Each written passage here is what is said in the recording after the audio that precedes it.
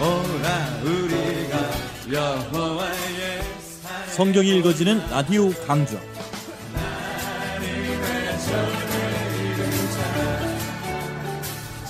안녕하세요. 임명숙입니다. 지난주에는 여호수아와 사사기를 중심으로 이스라엘의 역사를 살펴보았습니다. 창세기 출애굽기를 거치면서 국민을 만들고 법을 주신 하나님은 모세를 이어서 지도자가 된 여호수아에게 눈앞에 펼쳐진 가나안 땅을 정복하게 하셨습니다. 요단강을 건너 길갈에 진을 치고 여리고성을 점령한 후에 아이성과 베델을 차례로 점령하면서 가나안 땅을 두 동강을 내고 말았습니다. 기브온 전투와 메론 물가 전투를 끝으로 정복 전쟁을 마친 여호수아는 가나안 서편 땅을 9지파 반에게 나누어 줍니다. 하지만 레위 지파는 땅 분배에서 제외되고 48개의 성읍에 흩어져 살게 되죠. 그것에서 말씀을 연구하고 그 말씀으로 백성들을 가르치라는 것이었어요. 하나님은 이렇게 레위들에게 승부를 거셨고 그만큼 그들의 임무가 막중했던 거죠. 국민과 법, 영토를 갖추고 명실공히 나라를 시작했지만 막상 사사시대에 들어와 보니까 엉망인 모습을 보게 됩니다. 노장 여호수아와 장로들이 다 죽고 난 후 백성들은 자신들의 정체성이 무엇인지조차도 모르고 제사장 나라 사명을 감당하기는커녕 오히려 가나안의 종교인 바알과 아세라를 섬기고 만 겁니다. 반면 가나안 원주민들은 호시탐탐 기회를 엿보면서 다시 땅을 차지하려고 역침입을 해오고 전쟁의 사이클이 계속된 거죠. 전쟁이 나서 백성들이 부르짖으면 그때 하나님께서는 사사라고 하는 임시 방편의 지도자들을 일으켜서 백성들을 구원해 내셨어요. 이렇게 해서 12명의 사사들이 출현을 한 겁니다. 마지막 사사인 삼손의 이야기까지 1장에서 16장에 기록이 되어 있는데 이 부분을 정사라고 하고 뒷부분에는 마치 부록처럼 두 편의 이야기가 실려져 있습니다. 사사기의 사가는 이 두 편의 사건, 즉 미가 신상 사건과 레위 첩사건을 통해서 레위를 고발하고 있는 거죠. 백성들의 리더인 레위들이 엉망인 삶을 살았기 때문에 결국 나라는 무정부 상태의 모습이라는 거죠. 이것이 사사시대의 모습입니다. 그렇기 때문에 사사기의 제일 마지막 부분에 보면 그때의 왕이 없었으므로 사람이 자기의 소견에 옳은 대로 행하였더라. 사사기를 쓴 사가의 관점이죠.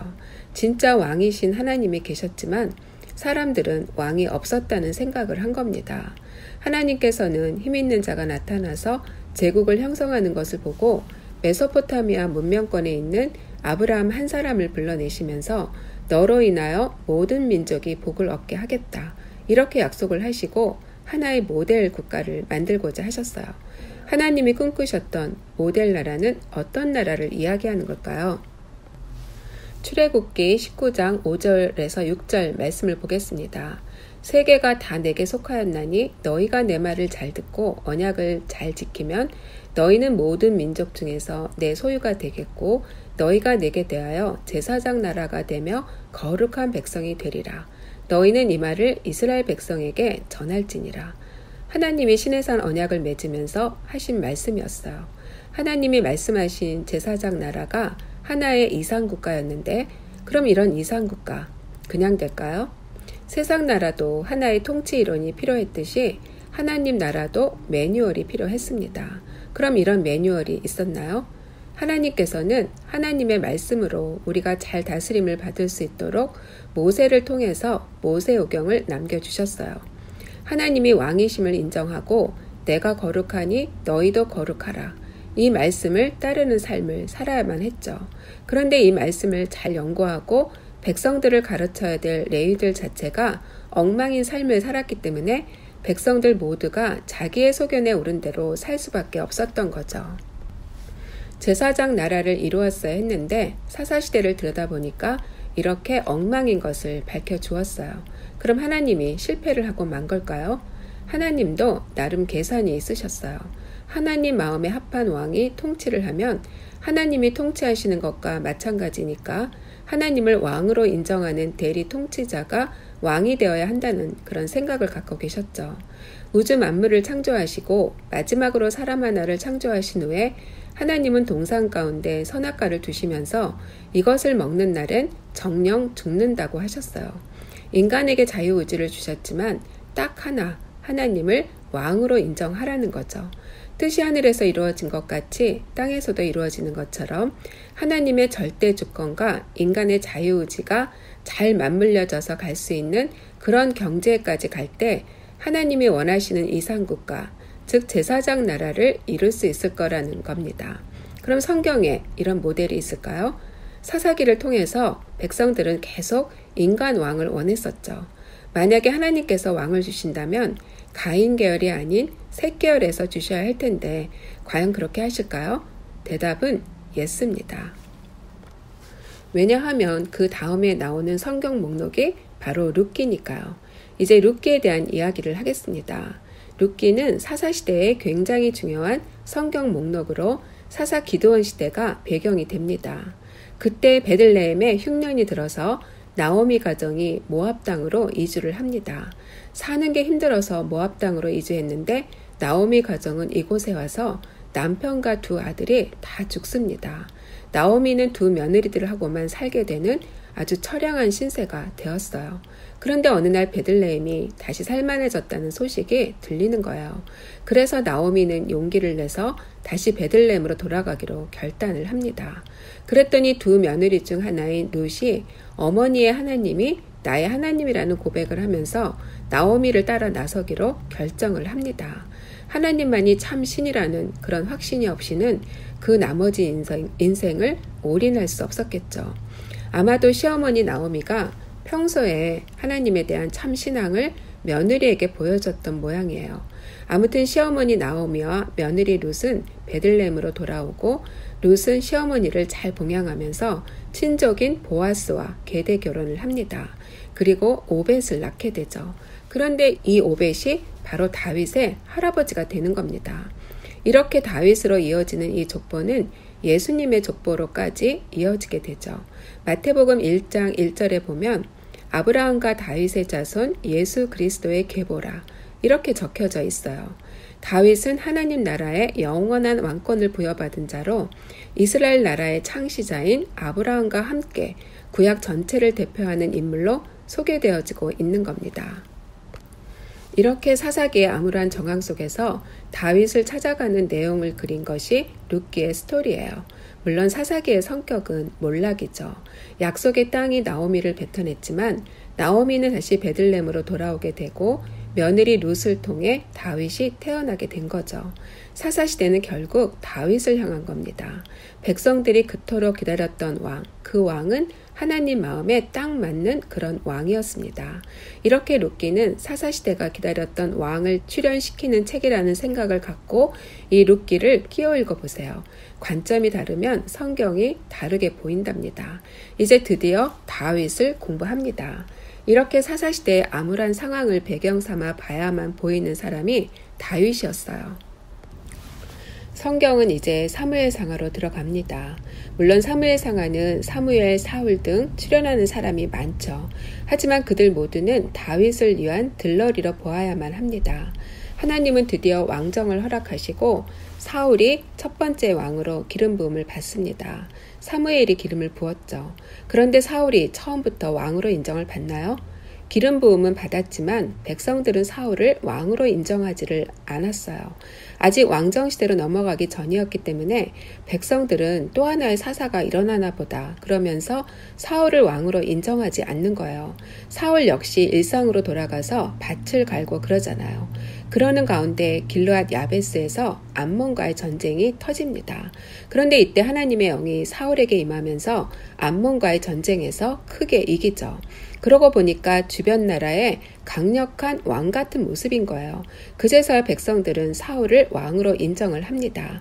왕을 중심으로 쓰여진 역사를 정사로 본다면 삼손의 이야기에서 이 전쟁 이야기로 정사가 흘러간다고 볼 수가 있겠죠. 이 사건 이후 사울은 길르앗 야베스와 아주 밀접한 관계를 갖습니다. 나중에 길보아 전투에서 사울이 블레셋에게 죽음을 당할 때도 이곳 주민들이 시신을 거두어서 장사를 지내줍니다. 그런데 사울은 하나님께 100% 순종을 하지 못했어요. 그래서 그는 하나님과 점점 멀어지고 사무엘은 다시 다윗에게 기름을 붓습니다. 사울이 왕으로 있을 때 전쟁을 많이 하는데 특히 블레셋과의 전쟁을 많이 하게 됩니다. 그런데 다윗이 블레셋의 장수인 골리앗을 물맷돌 5개로 단숨에 물리친 겁니다. 당시 블레셋은 철병거를 갖고 있었어요. 여호수아도 제거하지 못했던 자이언트로 세상 나라의 대표적인 왕상이었죠. 사울은 천천히요, 다윗은 만만히요. 이렇게 백성들이 칭송을 하기 시작하자 사울은 다윗을 점점 시기하게 되고 다윗은 사울을 피해서 망명생활을 시작하게 됩니다. 한편으론 사울의 아들 요나단과 돈독한 우정을 쌓아가기도 하죠. 하지만 블레셋과의 길보아 전투에서 사울과 요나단은 전사를 하게 되죠. 이렇게 다윗이 왕이 되기 전까지 그리고 사울의 통치 이야기가 사무엘상에 기록되어 있습니다. 다윗은 사울이 죽고 나서 헤브론에서 남유다 지파만의 지지를 받고 왕이 되어서 그곳에서 7년 반을 다스리게 됩니다. 그리고 북이스라엘은 사울의 아들 이스보셋이 다스리게 되지만 곧 살해당하고 이스라엘의 모든 지파가 우리는 한 고륙이라고 하면서 다윗이 전 이스라엘을 다스려 주기를 원합니다. 이렇게 전 이스라엘을 통치하게 된 다윗은 주변국과 계속 정복전쟁을 해서 영토를 3배나 늘려가게 되죠. 헤브론에서 7년 반, 통일 왕국을 이루고 나서 33년, 이렇게 총 40년을 다스리게 됩니다. 이렇게 다윗이 왕이 되고 난 이후의 이야기가 사무엘 하에 기록되어 있습니다. 다윗 왕은 이스라엘 역사 중에서 가장 클라이막스를 이룹니다. 전에도 없었고 후에도 없는 그런 치정을 이루는 거죠. 그리고 자신은 하나님의 대리 통치자라는 의식이 철저했기 때문에 자신은 백향목궁에 평안히 거하는데 하나님은 휘장 가운데 계시는 아쉬움을 이야기하면서 하나님이 거하시는 성전을 짓고 싶어 했죠.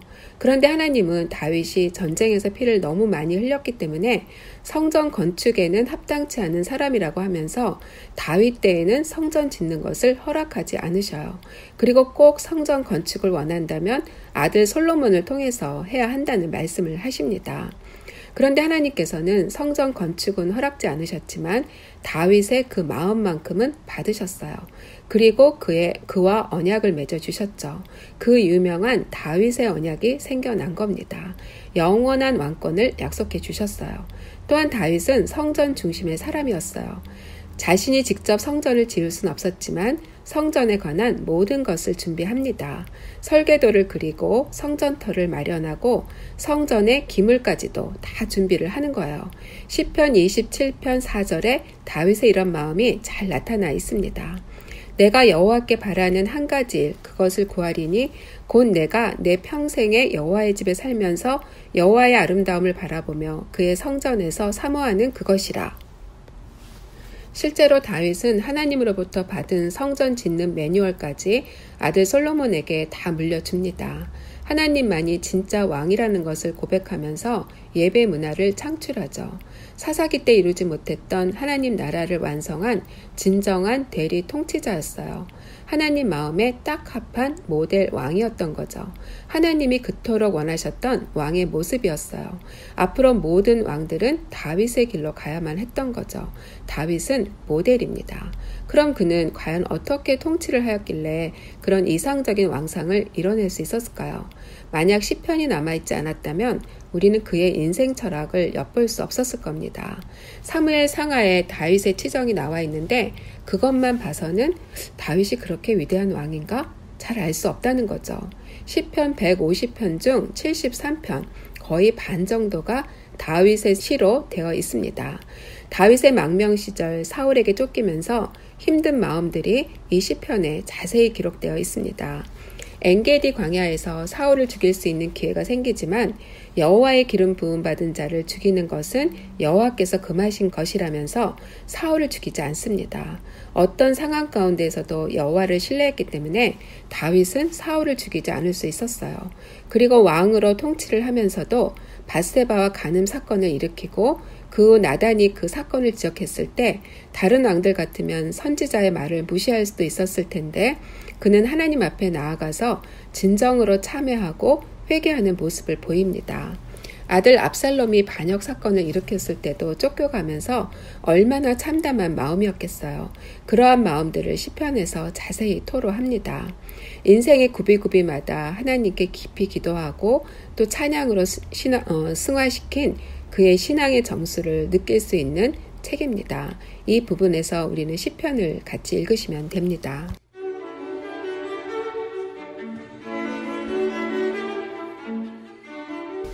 이제 다윗이 죽고 솔로몬이 왕이 되는 이야기가 열왕기 상에서 시작이 됩니다. 다윗이 나이가 많아 자리에 누워 있을 때 아도니아가 군대 장관 요압 그리고 제사장 아비아달과 함께 모반을 해서 왕이 되려고 했죠. 하지만 나단과 밧세바가 읍소를 해서 다윗은 여호와 앞에서 맹세한 대로 솔로몬에게 왕위를 물려주고 왕상 2장 3절에서 이렇게 유언을 합니다. 내 하나님 여호와의 명령을 지켜 그 길로 행하여 그 법률과 계명과 율례와 증거를 모세의 율법에 기록된 대로 다 지키라.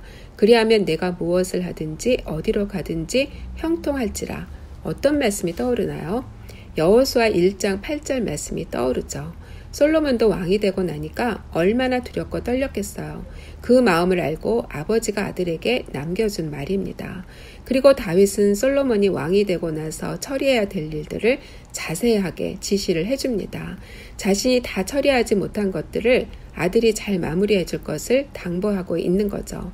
드디어 다윗은 죽고 솔로몬은 왕이 되고 나서 다윗의 유언대로 이 일들을 다 처리해 줍니다.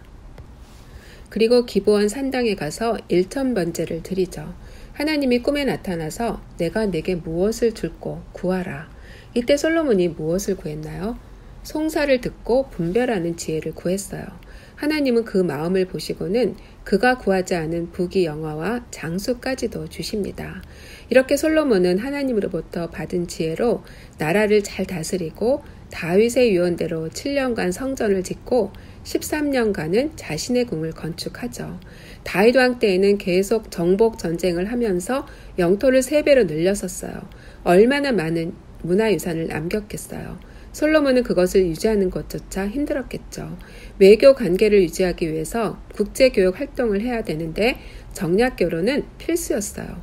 그래서 엄청난 후궁이 유입됩니다. 후궁들이 전부 몇 명인지 아시나요? 1000명이라고 성경에 기록되어 있습니다. 정략결혼으로 다 데리고 온 거죠. 그런데 이 후궁들이 오면서 그냥 왔을까요? 당연히 이방 신들도 따라온 거죠. 성경에 보면 그의 여인들이 왕의 마음을 돌아서게 하였더라. 그 많은 여인들을 당해낼 재간이 없었겠죠. 다윗의 유언과 하나님의 명령을 어기는 삶을 살고 만 겁니다. 솔로몬 인생의 후반은 배교자의 삶을 살고 만 거죠. 여호와 하나님께서 분명히 여호와의 법도와 명령을 잘 지키면 이런 명제를 달았는데 그가 여호와의 언약과 법도를 잘 지키지 않았기 때문에 이 나라를 그에게서 빼앗아 그의 신하에게 준다고 말씀하시는 거예요. 하지만 아버지 다윗을 생각해서 솔로몬 세대에는 이 일을 행하지 않고 그 아들의 손에서 이 나라를 빼앗을 것이고 다윗과 예루살렘을 위해 다 빼앗지는 않고 오직 한 지파만을 그 아들에게 주겠다고 하십니다. 결국 어떻게 되었나요? 신하 여로보암의 반역으로 나라가 둘로 나누어지게 되죠. 선지자 아이야의 예언대로 북이스라엘은 여로보암을 왕으로 삼고 솔로몬의 아들 르호보암은 유다와 베냐민 2 지파만으로 남유다를 다스리게 됩니다. 솔로몬은 비록 말년에 배교를 하지만 죽기 전에 그의 신앙의 여정이 잘 나타나 있는 잠언과 전도서 그리고 아가서를 저술합니다. 이러한 솔로몬 당시의 상황을 배경으로 잠언, 전도서, 아가서를 읽으시면 됩니다. 오늘은 이렇게 솔로몬까지 공부를 했습니다. 퀴즈 하나를 내겠습니다. 다윗의 신앙 여정을 잘 엿볼 수 있는 성경 목록은 무엇일까요? 정답을 아시는 분은 847-296-1125 847-296-1125로 지금 바로 연락을 주세요. 네, 감사합니다. 저는 다음 주에 뵙겠습니다. 성경이 읽어지는 라디오 강좌. 예실사모의 성경이 읽어지는 성경 일도학교 구약반이 6월 28일부터 매주 목요일 오전 10시 K라디오 공개홀에서 12주간 진행됩니다. 신청 및 문의 유명숙 권사 847-208-0640으로 연락하시기 바랍니다.